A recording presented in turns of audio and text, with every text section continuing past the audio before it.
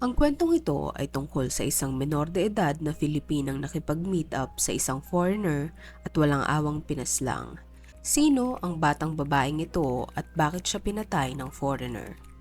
Welcome to Tagalog Story Files. Kung ikaw ay mahilig sa kwentong krimen, katatakutan, trivias at general knowledge ay huwag kalimutang mag-follow at mag-subscribe.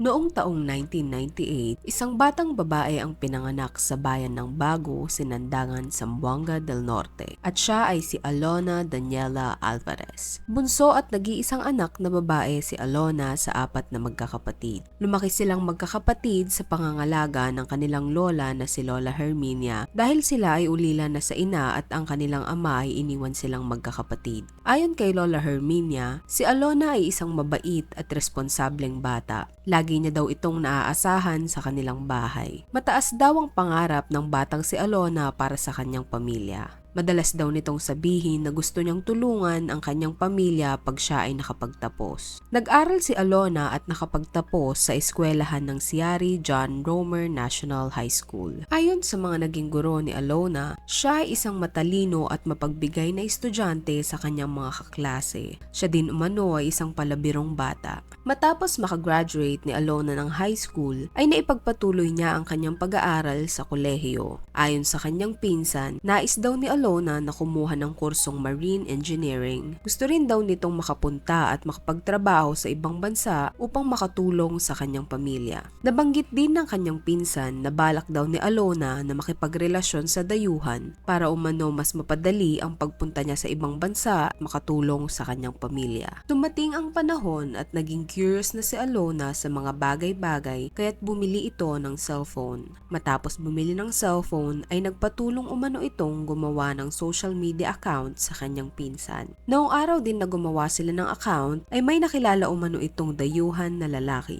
Nakilala niya ang lalaking dayuhan sa chat.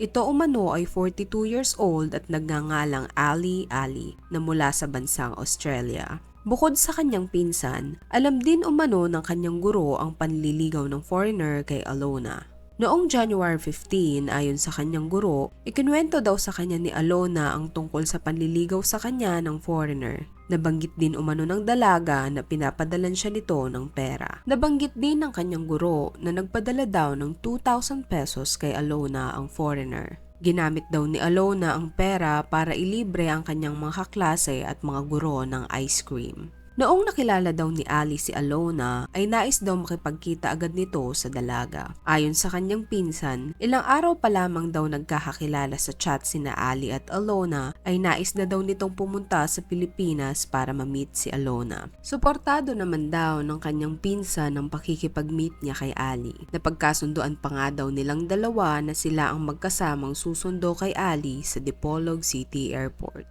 Noong January 26, 2015, 2 araw bago dumating si Ali sa Pilipinas, ay naghanda umano si Alona. Nagpasama umano ito sa kanyang pinsan para mamili ng damit at magpamanicure sa pinagtatrabahuhan ng kanyang pinsan. Habang sila ay magkasama, bigla raw nagbago ang isip ni Alona. Nais na daw nitong sunduin si Ali nang siya lang mag-isa. Ayaw na raw niyang isama ang kanyang pinsan at kahit anong kumbinsi daw ng kanyang pinsan na isama siya ay ayaw nang pumayag nito. Kaya't noong January 28, 2015 ay mag-isang umalis si Alona. Inahatid daw siya ng kanyang pinsan sa terminal ng van papuntang Dipolog City Airport. Habang paalis daw ang van ay pinatigil pa raw ni Alona ang van habang umaandar para raw kumaway at magpaalam sa kanyang pinsan. Hindi niya raw inaakala na yun na ang huling beses na masisilayan niyang buhay si Alona. Nagawa rin daw tawagan ni Alona ang kanyang guro habang siya ay nasa biyahe at sinabi nito na susunduin niya ang foreigner sa airport. Ngunit dahil malabo ang signal habang nasa biyahe ang dalaga ay hindi sila nakapag-usap ng maayos. Tanghali noong January 28, nag-text umano si Alona sa kanyang pinsan na nagkita at magkasama na sila ni Ali. Ngunit matapos daw ang update ni Alona noon ay hindi na muling nasundan pa ito. 2 araw matapos sunduin ni Alona si Ali ay hindi na ito nagparamdam sa kanyang pinsan at lola. Kahit daw isang text o tawag ay wala silang natanggap mula sa dalaga. Dahil sa nangyari ay nag-alala umano sila, kaya't sinubukan nilang i-text at tawagan ng dalaga ngunit hindi na raw ito sumasagot. Kasabay ng pag-aalala ng kaanak ni Alona ay nagtataka na rin ang namamahala sa Antonio's Pension House na tinuluyan nilang dalawa noong dumating si Ali. Kaya't noong January 30, ang araw kung kailan sila nakaschedule na mag-check out ay pinuntahan umano ng namamahala ang kanilang kwarto. Habang nasa pinto ang namamahala ay wala daw itong narinig na kahit ano mula sa kwarto. Sinubukan daw nitong kumatok ng maraming beses ngunit walang sumasagot mula sa loob kaya't napagdesisyonan nilang buksan ang pintuan ng persahan. Noong ito ay mabuksan nila, doon sumambulat sa kanila ang hubad at walang buhay na katawan ni Alona na naliligo sa sarili nitong dugo. Agad-agad silang tumawag ng mga pulis para maimbestigahan ang pangyayari. Ayon sa inisyal na investigasyon, brutal ang ginawang pagpatay sa dalaga. Hindi na umano makilala ang dalaga dahil sa pinsalang natamo nito sa kanyang muka. Natanggal din umano ang lahat ng kanyang ngipin at mayroon din itong matinding tama sa ulo na naging dahilan para mabasag ang kanyang bungo. Bagamat hindi na makilala ang dalaga dahil sa pinsalang natamo nito, may mga naiwan umano itong personal na gamit na maaring mapagkakilanlan sa kanya. Natagpuan ng mga pulis ang isang resibo sa remittance center na nakapangalan kay Alona Alvarez. Na-recover din ng mga pulis ang bag at cellphone ng dalaga na may larawan ng isang foreigner. Agad-agad tinawagan ng mga pulis ang kaanak ng biktima. Inimbitahan ng mga pulis ang mga ito at nang makarating ay agad kinumpirma ng kanyang pinsan na si Alona ang babaeng natagpuang walang buhay sa loob ng kwarto. Nakita umano ng kanyang pinsan ang bagong manicure na kamay nito kaya't nakumpirma niya na ito ay si Alona. Base sa investigasyon ng otoridad, matapos masundo ni Alona si Ali sa airport ay agad silang dumiretso sa pension house sa Dipolog. Agad din umanong binayaran ni Ali ang 2 araw na upa sa room base sa namamahala dito. Ayon sa mga otoridad ay maaring magsisimula ng magtalik ang dalawa bago nangyari ang karumal-dumal na krimen. At base sa mukha na natamo ng biktima ay maari daw na pinagsusuntok ito ng suspect. Ayon sa hepe ng Dipolog Police, sa unang findings nila ay maaring inuntog ng suspect ang ulo ng biktima dahil karamihan ng injury niya ay sa ulo. Tuklap din umano ang balat sa may bandang ulo niya at sa malapit sa pisngi. Pinagpapalo din umano sa mukha ang biktima gamit ang sarili nitong sapatos. Base din sa medical examiner na tumingin ay acute respiratory failure ang naging dahilan ng pagkamatay ng biktima. Sa tindi umano ng ginawa sa kanya ay nahirapan na siyang huminga na naging sanhi ng agaran niyang pagkamatay. Matapos ang higit kumulang 2 oras, matapos sila maka-check-in at matapos ang karumal-dumal na pagpatay sa biktima, ay mag-isa umanong umalis sa pension house ang suspect. Hindi na raw nakita pang bumalik ang suspect sa kwarto at hindi na rin nila nakitang lumabas si Alona sa kwarto. Sa pagsisiyasat ng mga otoridad sa cellphone ng dalaga ay natuklasan nila na kahit mayroong 25 years age gap ang dalawa ay nagkaroon pa rin ito ng relasyon. Nakita rin nila na naunang mag-message ang suspect sa biktima. Madalas umano silang nag-uusap base sa na-recover nilang conversation. Nakita din ng mga otoridad ang mga resibo na magpapatunay na sinusuportahan ng suspect ang biktima. Ayon sa kanila ay nakapagpadala ito ng 50,000 Australian dollar o humigit kumulang 1.8 million kung i-convert sa Philippine peso. Dahil sa nangyari, agad-agad bumuo ng grupo ang Dipolog City Police para mag-conduct ng search operation. Nakipag-ugnayan din ang mga pulis sa iba't ibang police station dahil maari umanong nakalayo na ito para kung ganun ay mas mapabilis ang pag-aresto. Habang patuloy ang paghahanap ay nakatanggap umano ng impormasyon ng mga otoridad na namataan sa dapitan ang suspect. Ngunit mula sa dapitan ay mabilis din umanong nakapuntang suspect sa Dumaguete kung saan siya nahuli ng Dipolog City Police at Dumaguete City Police. Agad naman umanong sumama ang suspect sa pag-aresto ng mga otoridad. Sa pagdakip sa kanya ay agad-agad itong umamin sa karumal-dumal na krimen na kanyang ginawa. Matapos siyang mahuli ay nagpaunlak siya ng interview. Ayon kay Ali, self-defense daw ang nangyari. Dahil bago pa umano sila magtalik ni Alona, ay akala niya na ito ay isang transgender. Silang dalawa ay nagtalo at kinagat umano ni Alona ang kanyang pag-aari. Dahil sa sobrang sakit umano ng naramdaman at dahil na rin sa gulat ay nagdilim ang kanyang paningin at ipinagtanggol ang kanyang sarili. Hindi naman makumpirma ng mga investigador kung may katotohanan ba ang mga sinasabi ng suspect. Ngunit isa lang umano ang sinisigurado ng mga otoridad.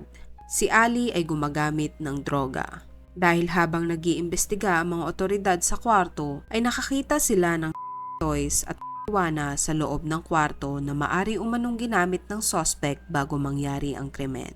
Para sa mga otoridad, kahit ano pa ang sabihin ng suspect ay malakas ang kanilang ebidensyang nakalap. Ang suspect ay sinampahan ng kasong murder. Kung ito ay mapapatunayan na guilty, ay makukulong ito ng 40 taon. Bukod sa murder ay sinampahan din ng suspect ng kasong illegal possession of drugs. Nakarating sa isang local news outlet na The Sydney Morning Herald krimen na ginawa ng isang Australianong mamamayan sa Pilipinas. Base sa article na kanilang inilabas noong February 2015, siniwalat nila na si Ali ay mapanlinlang na tao. Magaling umano itong magtago ng sikreto. Kung ang pakilala niya kay Alona ay siya ay isang mapagbigay at mabait na tao, pinabulaanan ito ng mga nasa Victoria Police Station dahil sa kanyang mga record dito. Ayon sa Sydney Morning Herald, si Ali ay mayroong mahigit 100 police records. Hindi umano nagulat ang mga otoridad doon dahil ayon sa kanila ay nananalaytay sa dugo ni Ali ang pagiging mainiti ng ulo at bayolente. Isa sa mga malala niyang ginawa ay nambugbugin niya ang kapwa niya preso na si Michael Talley. Nakuhanan umano sa CCTV ang ginawa niyang pagbugbog dito. Dahil sa pambubugbog ni Ali kay Michael ay hindi na ito nakapagsalita pang muli at nakalakad dahil nagkaroon ito ng permanenteng brain damage at makalipas lang ang 3 taon ito'y pumanaw na. Bilang parusa kay Ali sa kanyang ginawa ay nadagdagan ng 15 years ang kanyang sintensya sa kulungan. Noong taong 2011, si Ali din ang tinuturong salarin sa pagpatay sa kasamahan nila sa selda na si Colin Johnson. Base sa mga otoridad, si Ali ang isa sa mga pinakadelikadong preso sa kanilang presinto. Noong taong 2014, nakumpleto na ni Ali ang 15 years sa kulungan kaya't siya ay pinalaya na. Pinayagan siyang makalabas dahil ayon sa legal system ng Australia ay si Ali ay rehabilitated na. Ngunit matapos itong makalaya ay bumalik ito sa paggamit ng droga. Kaya't ang walang kamalay-malay na si Alona ay nabiktima ng inaakala niyang mabait at mapagbigay na tao. Yun pala, ito ay isang bayolente at walang awang kriminal. Ang dapat sanang 40 taon na pagkakakulong sa suspect ay hindi natuloy dahil nagsumite ang kaanak ng biktima ng affidavit of desistance sa korte. Marami ang magugulat sa ginawang ito ng pamilya ni Alona. Marami ang magsasabi na baka sila ay nabayaran. Ngunit nananatiling pribado ang naging dahilan ng pagsumite nila ng affidavit of desistance sa korte. Dahil sa pag-issue ng pamilya ni Alona ng affidavit of desistance, ay naabswelto si Ali sa kanyang krimen na ginawa. Noong taong 2018, nakalaya na si Ali at ito ay nagtungo sa Manila. Ngunit kahit na ito ay naabswelto sa krimen na ginawa niya kay Alona, siya ay muling nakulong noong May 29, 2018 dahil sa kasong illegal possession of drugs. Ayon sa Quezon City Police District, nahuli ang suspect na may bitbit na 2 sachet ng at naaktuhan nila itong gumagamit. Ayon sa QCPD, ang Quezon City Jail ay ginawa lamang para sa 800 na preso. Ngunit noong taong 2022, ang QC Jail ay mayroong 3,800 na preso, kaya't sobrang siksikan na umano sa loob nito. Ultimo basketball court sa loob ng kulungan ay ginawa na rin nilang tulugan. Base sa interview kay Ali, napakahirap umano ng buhay niya sa loob ng selda lalo na kapag summer. Ang selda kung saan sila nakakulong ay may lawak na 14 square meter ay para lamang umano sa 7 tao. Ngunit dahil sa sobrang dami ng preso ay pinagkakasya dito ang 80 preso. Ayon kay Ali, kahit mahirap umano ang buhay sa loob ng selda ay nasanay na siya. Nabanggit din niya na kung ano man ang krimen na kanyang nagawa noon ay nagbago na siya. Sa ngayon, wala pa ding petsa sa paglilitis sa mga kasong naisampa sa kanya ng QCPD, kahit hindi pa tiyak kung makakalabas pa ba siya ng kulungan o hindi. Sa tingin mo, dapat pa bang makalaya si Ali matapos ang lahat ng krimen na kanyang ginawa? Comment down below.